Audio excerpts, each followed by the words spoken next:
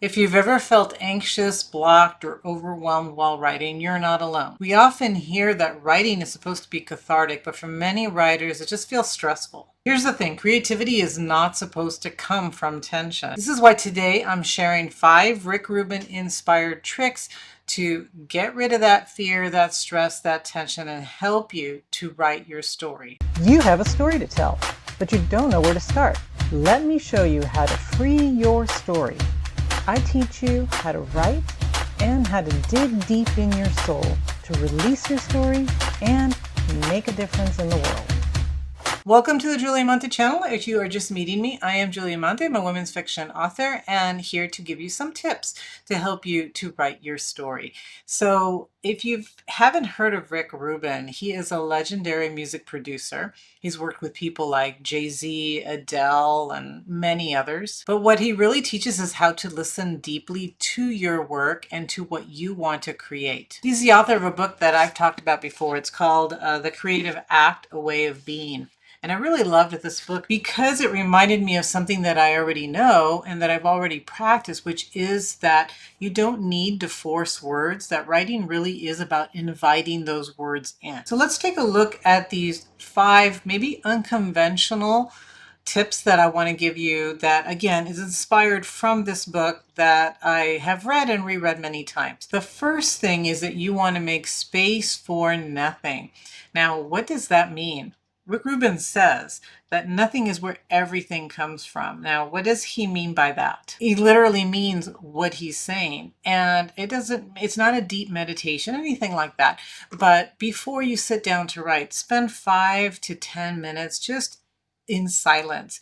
This means no phone, no music, no anything, just quiet and letting your mind just sit for a bit before you start writing. And what he says is that you'd be surprised that from this quiet, sometimes brilliance comes. Your mind starts to wake up, the creativity starts to emerge, and you're able to really focus and really connect with your work. Now, if you're like me, you're a busy person, right? And so you don't really make time for nothing. It just seems like you're wasting time. And so what we need to do is get over that, because stress often comes from the noise that's in our head.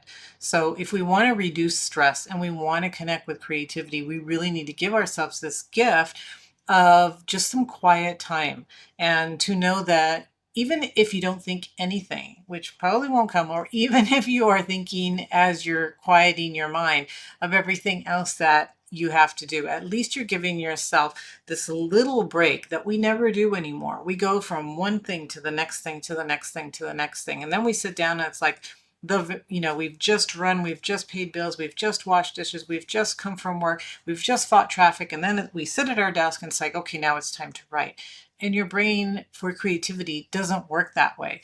Your brain needs just that little break, right? That little tiny break where you're not thinking of anything, or maybe you are thinking of everything that you've just done, but you're able to let that go and start focusing on your story. So remember that silence is where clarity begins. Okay, so that's the first tip. The second tip, if you're feeling stressful and you want to connect with your creative side, is to write without knowing why. The Rubin believes that you don't always need to know where you're going. You don't always have to have a purpose, and you don't always have to have structure. This is especially important if you're feeling blocked or you don't know what your next story is going to be. How are you going to outline a novel if you don't yet know what you want to write about? The answer, of course, is that you just don't. What he's saying is, just sit down at your computer, write a scene about anything. Write just one line. Write about a moment without really knowing why you're writing about it or what it means. Don't think about the point of what you're doing.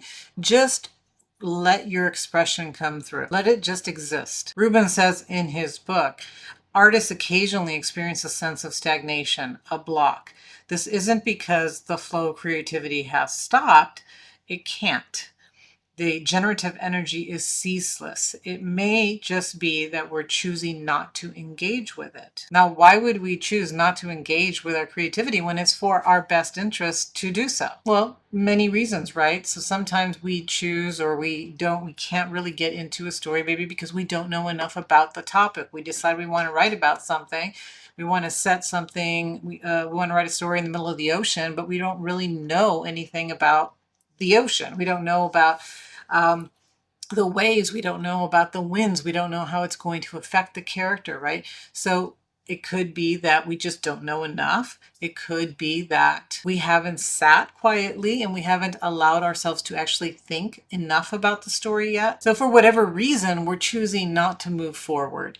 And so we sit at our computer and we say we're blocked, right? Or we just can't do it, or we're just too stressed out.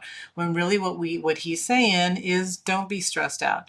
Just sit down, relax, and write something. You don't have to have a purpose. It could be a bit of dialogue. You could describe a color. You could describe somebody's laugh. You could describe a person that you just randomly saw at the grocery store line. It doesn't have to have a plot, in other words, right? It's just something that you are putting down. You're just letting the words flow through you to see what happens. And what Rick Rubin says is that when you're writing without a goal, what you're really doing is you're letting your subconscious speak.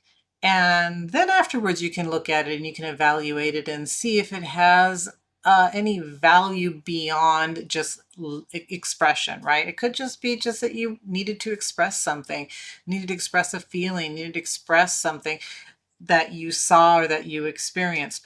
So don't feel like it has to have any point at all, but sometimes it will. Sometimes you'll be able to go back and see what you wrote and say, wow, you know, this is really interesting. This description could fit perfectly in a story that I'm writing or that I will write in the future. So something useless could become a really great story tomorrow. Sometimes when we don't plan something, it actually becomes something really powerful. And at the very least, just free writing could just help you to reduce some stress. So go ahead and write without knowing why. Okay, the third tip is to use constraints to liberate your voice. Have you ever woken up from sleeping and you immediately, it's like you get slapped in the face, like, oh, wow, I have to do this, and I have to take the dogs out, and I have to make dinner, and breakfast, and I have to, whatever, right? You get slapped with all the things immediately. As soon as you wake up, you have all these things you have to do, and you start to feel stressed. You start to feel overwhelmed. Why? Because you have too many things. The options are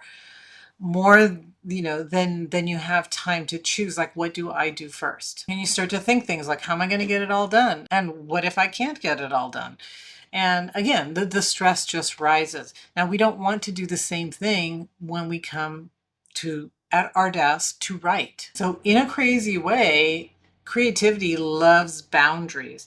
It loves to not have all these other options and all these 10 million things that could happen or that I could do, but it wants you to choose something and to write that. So Rick Rubin says, especially if you're feeling stressed, especially if you just can't seem to focus or you feel like you're blocked, is to choose one thing and write about that. Write a story that takes place in just one room. He says you can even play with words, and you can write a story that just has, or a sentence or a paragraph that has one syllable words. I would have a hard time with that, but you could try that. It's just kind of fun. You could write a scene that takes place in a little tiny closet. You could write a scene that takes place during a thunderstorm. Once you add these constraints to your writing, what happens is your mind starts to create things, right? It starts to wake up. If I tell you, write a story where someone is isolated, where someone is in complete silence, what happens? You start to think and ask yourself, well, why would he be in complete silence? Where is he? My first thought was Antarctica. Maybe he's in the middle of the ocean by himself. Maybe it's outside. He went for a walk and it's completely silent, even though, right, it's never completely silent. If you're just walking, even, in a forest, you're going to hear animals, you're going to hear the wind, you're going to hear things. But where could he be where it's completely silent? Is there a place that's completely silent? So your mind starts to create immediately. You're inviting that creativity because you're actually limiting the things that you can write about. Rubin often talks about how constraints create the condition for genius. And I think the reason for that is because you are reducing the stress and the overwhelm and the need to produce something valuable, right? You're just allowing yourself to have a good time with writing and playing with it. Okay, the fourth tip is to serve your work and not your ego. Well, what tends to happen to us as writers is that we start to think and ask ourselves, well, is it good enough? Is anybody going to like this? Am I writing something impressive, or am I writing something worthwhile? And that's really all about ego. It's really all about you, right? It's all about me. It's not about the work itself. And so what he says is focus on the work. Don't focus about whether it's going to be good or if anybody's going to like it, because really it doesn't matter. It's your expression. It's something that you want to create. What he says is that you're trying to do is control the work. You're trying to control whether somebody's going to like it, whether it's going to be popular, whether it's going to sell. And it's not your job as the creator to control that. What he says is that it's your job just to create and let the work come through you. And I love that, because what it's doing is it is coming through you. It's coming through your experiences. It's coming through your unique history and your feelings and your experiences. And so different authors will create different things. So some people will take all their experiences and all their feelings and all their history and they'll write a memoir. Somebody else will write a really interesting fiction novel that has nothing to do really with their own history, but they've interpreted it through their own life. This is why every book is so unique, right? Because we're each creating it from our own view of the world. So it's not your job to control what happens after you create it. It's just simply your job to create it. So shift your thinking from I need to prove myself, I need to prove something, to I need to express something. And if you express something that other people connect with, fantastic. If you express something that nobody can relate to, it's still fantastic, because it's something that you created from, again, your experiences from yourself. So you can think of it as a conversation that you're having with your future reader, right? You're sharing something with them. It's not a performance. You're not performing for them.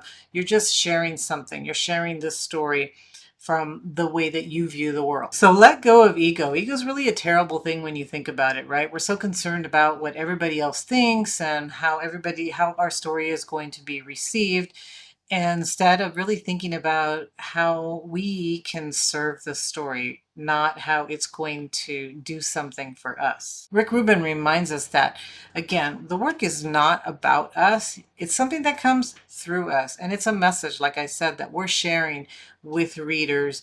It's an energy that we're putting out. It's an expression of who we are and what's important to us. So let go of ego and let the work actually be a collaboration between you and what he says, the source or something higher. And that brings me to the fifth tip. And that is that you want to connect with your source, whatever that means to you. So it could be God, it could be spirit, it could be the unconscious, it could be anything, right? Whatever it is that you believe. But what he says is that we have that conversation, we have that connection with source, and that's why we need the quietness. That's why we need the time to just focus on what it is that we're writing. Now, it makes sense in a way, because where do ideas come from? Where does your inspiration come from? Well, we don't know, right? It comes from inside us. It comes from outside. So part of letting go of ego is to know that we're not solely responsible for what we're creating. Author Elizabeth Gilbert has said something similar in her book, Big Magic, where she talks about the muse and says that we have to show up and the muse has to show up, and together we're creating something. And she says it's kind of liberating, right? Because if the project flops, well, then you can, maybe the muse didn't show up the way they were supposed to. But if your work is brilliant, it's also not just all you, but it was a collaboration, right? You can't take all the credit for it. So it's kind of just an interesting way of saying it. But if creativity is something mystical or something divine, well, then why stress? Just take a breath. Let creativity come, because it will, because it's part of you. It's not something that we manufacture, but it's something that we receive, and we have to remain open to it. We can't if we're completely stressed and we're worried about other things. If we just focus on the work and do some of the other things that he mentioned, then it's going to be just a natural thing where you're going to naturally be creative, you're naturally going to be inspired. And when you are creating, when you are writing, you're actually not stressed. If you notice that, right? So when I am in the middle of writing something, I forget about everything else and that stress goes away. So if writing itself is stressing you out, you're doing it the wrong way. You're trying to control it. You're thinking about whether other people are going to like it. You're thinking about how you're going to market it. While you are writing, you can't think about any of that. So what these 5 Rick Rubin-inspired tips is not productivity. So usually I'm sharing productivity tips with you to get you to, show up every day, to do those things. This is a little different. What I'm saying here is that instead of productivity, what I'm doing is giving you permission to slow down a little bit and really think deeply about what you want to write. And it doesn't have to be a perfect book. It just has to be a story that you want to tell. And if you do that, you're going to find that you're enjoying writing more, that you're less stressed, and that you're actually looking forward to sitting at your computer and telling your story. So I hope that this gives you maybe a little bit of breathing space, and it maybe reconnects you to the reason that you wanted to write to begin with, which was to tell your story and to let the stories emerge from you rather than trying to produce something that somebody else is going to like, that somebody else is going to judge, that somebody else is going to buy. Just focus on you, what you want, and the story that you want to create. All right, I hope that this has helped. If it has, please help me out by hitting the like button and also by subscribing to the channel. I appreciate that. Also, share this video with other friends in your own newsletters or wherever it is that you share information with your friends and other writers. And come back next week for another tip. I look forward to sharing something new with you next week.